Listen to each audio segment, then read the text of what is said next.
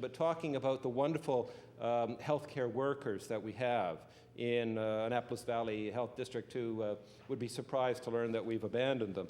Anne McGuire, the CAO of the board, has been on the scene for about 2.5 years now, a wonderful CAO, working tirelessly, well respected across the province. The board chair, David Logie, as I said, gives of his time voluntarily and puts in hours after hours of time working for healthcare, working for the Annapolis Valley Health District. The other members of the board, I could mention, there's a whole slew of them.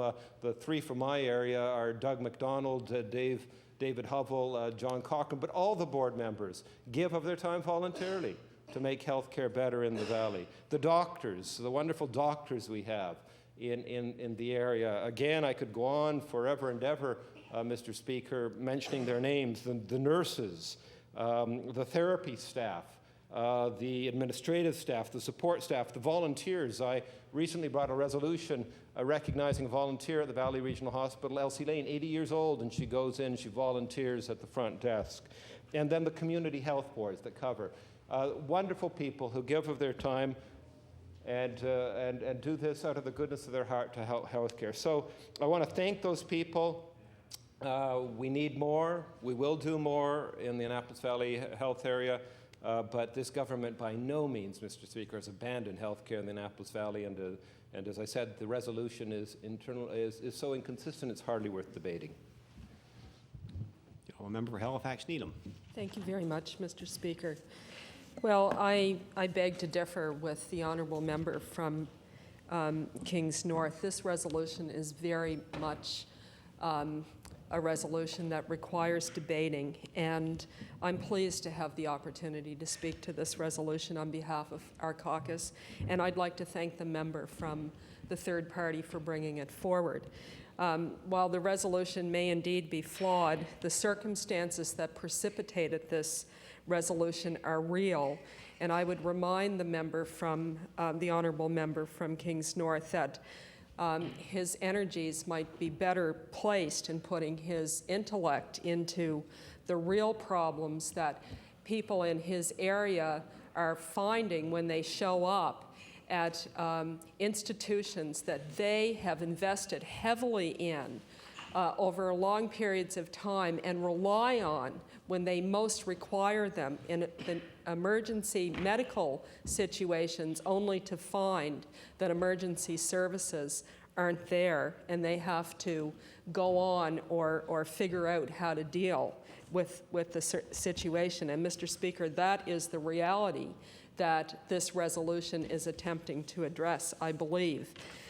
We have had in question period in the last few days a series of questions, some asked by the Leader of the Opposition, about the closure of emergency departments in the Valley region, specifically looking at Soldiers Memorial Hospital in Middleton, the fact that the emergency room there has been closed for a period of time because of a lack of doctors.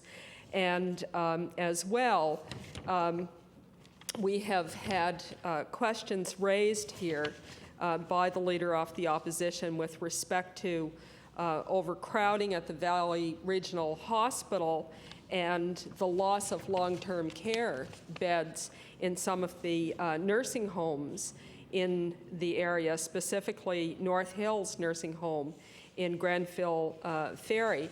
And Mr. Speaker, I can tell you for people who live in these communities, this is a serious concern.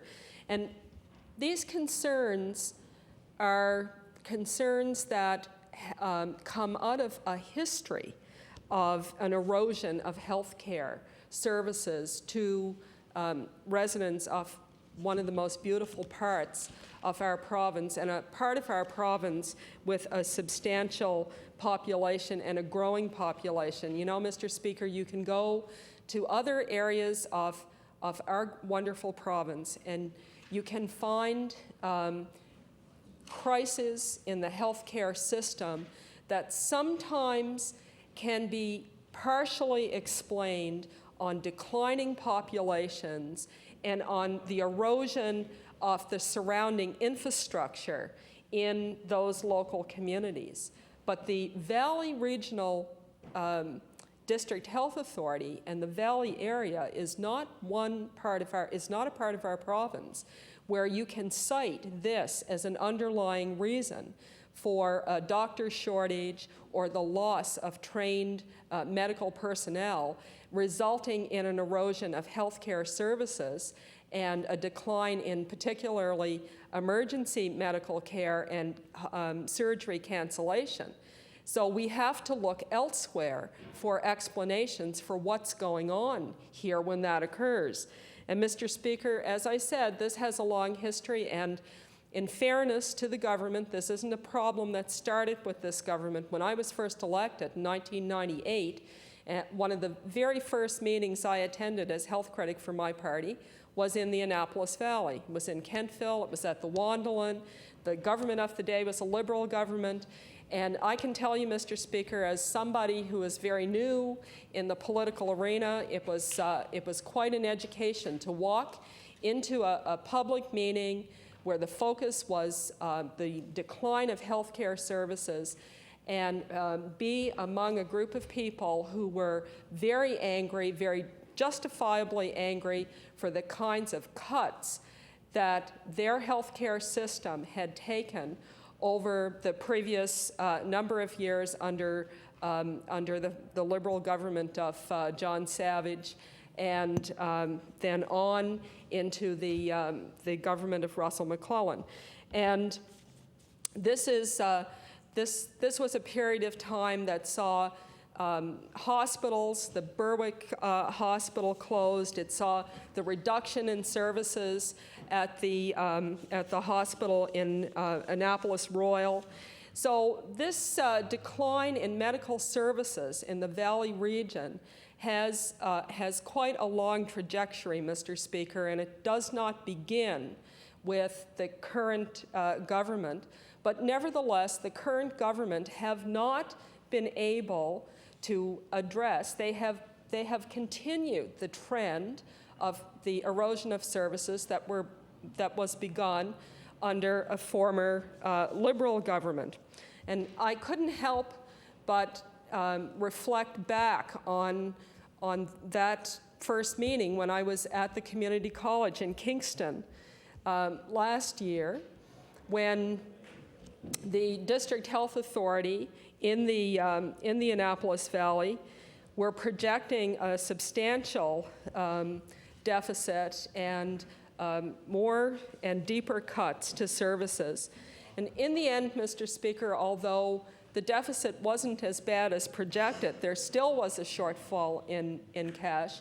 And certainly the analysis, the assessment of people in that particular district health authority and the healthcare professionals who work there and citizens in the community is that the funding formula is completely inadequate.